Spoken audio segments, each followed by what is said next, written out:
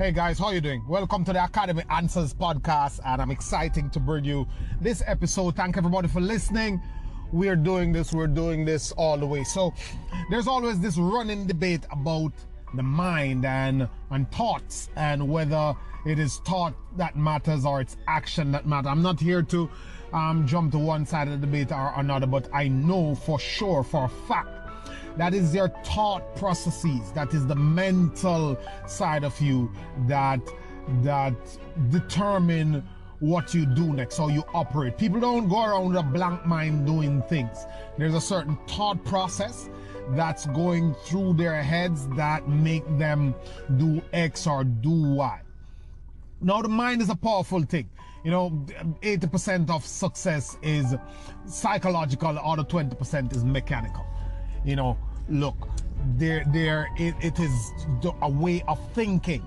Most of what we do, I think the scientists or researchers are saying that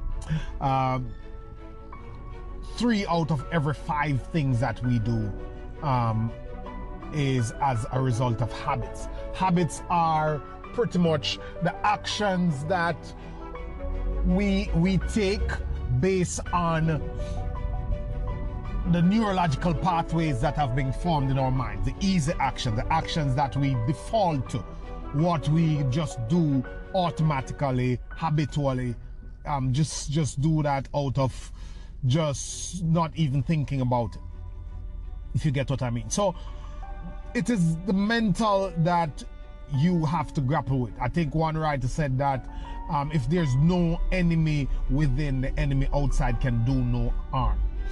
And that's powerful, because everything is about your mindset, and you hear it every day: mindset. And you get into this course, or you wherever you go, except in the schools, because I don't remember them teaching me anything about mindset.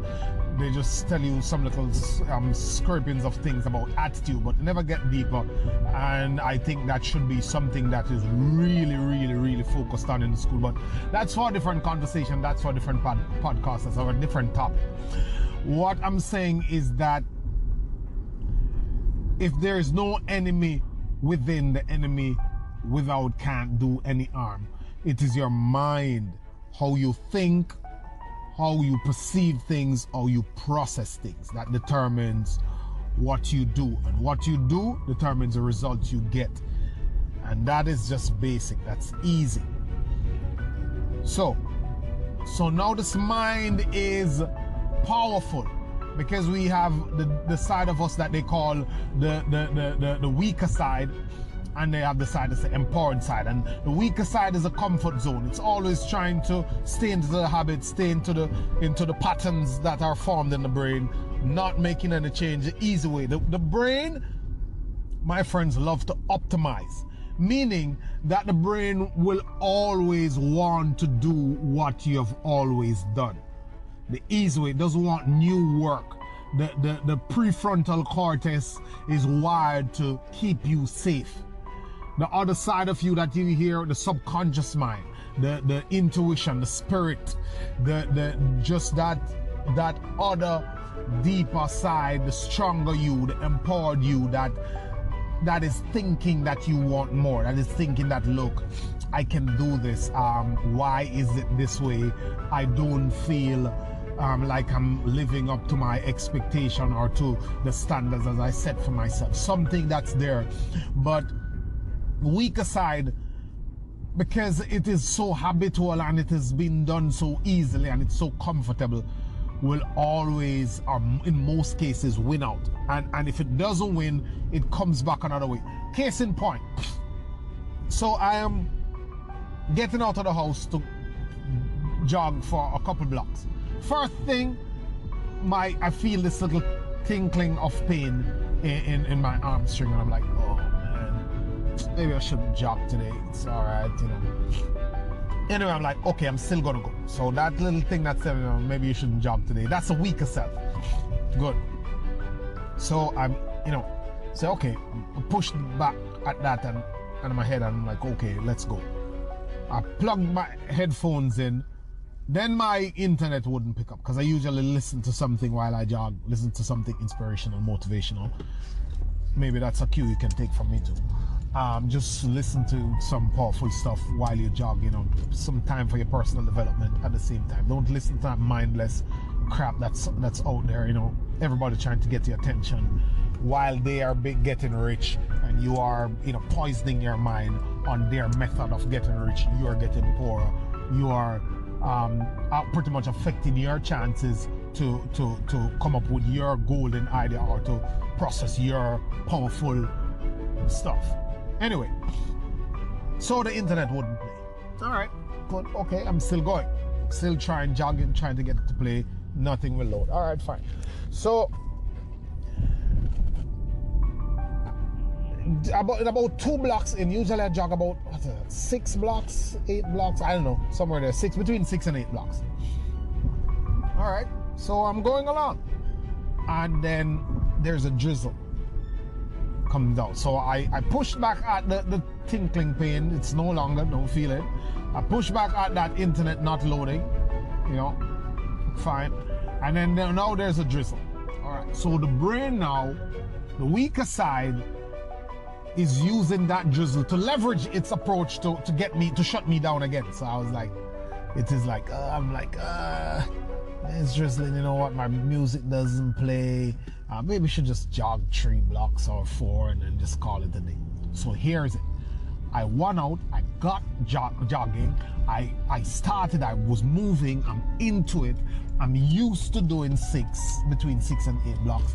Now it is presented, I won for those 2 obstacles that it set in the way first.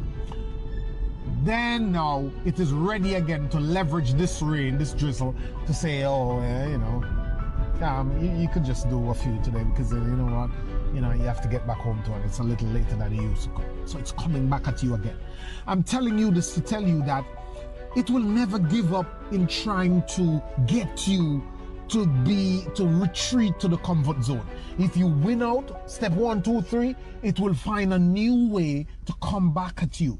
That's what the weaker side is. So unless you are aware enough, unless you grow mentally, unless you have a solid mind, unless you develop a solid mind, I shouldn't say have, unless you develop a solid mind because through discipline and focused effort, the mind will shut you down. It's a battlefield.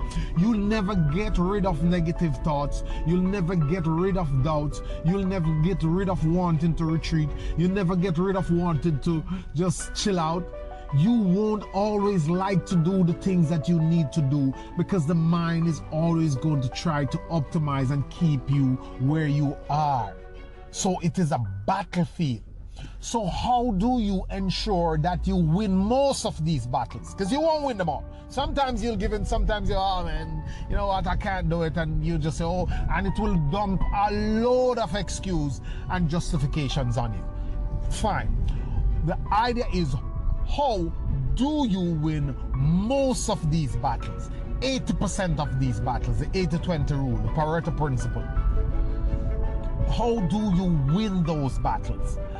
That comes from personal development, growing as a person, being aware, developing a solid, strong mind, meditating, doing yoga, having a good diet, being in good physical shape,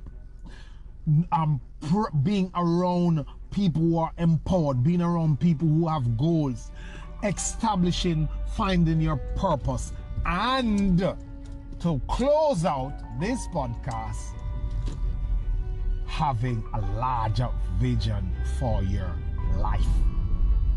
So regarding that question that I got, that hey, you know, I'm always wanting to do these things. I have them in mind.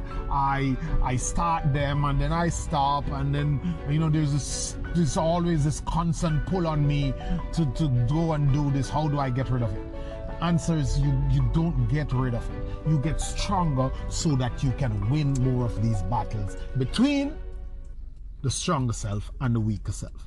And some other time I told you the story about the old Cherokee and his grandson, who were talking about the 2 wolves that exist in them, the stronger wolf and the weaker wolf. And that story went on to say that, look, the wolf that will win is the one you feed. If you feed the positive side, it will win. You'll get your knocks, you'll get your scrapes, you'll miss up the mark, but the stronger one will win if you feed it. That's it. Have a good day. Always a pleasure coming to you. Thank you.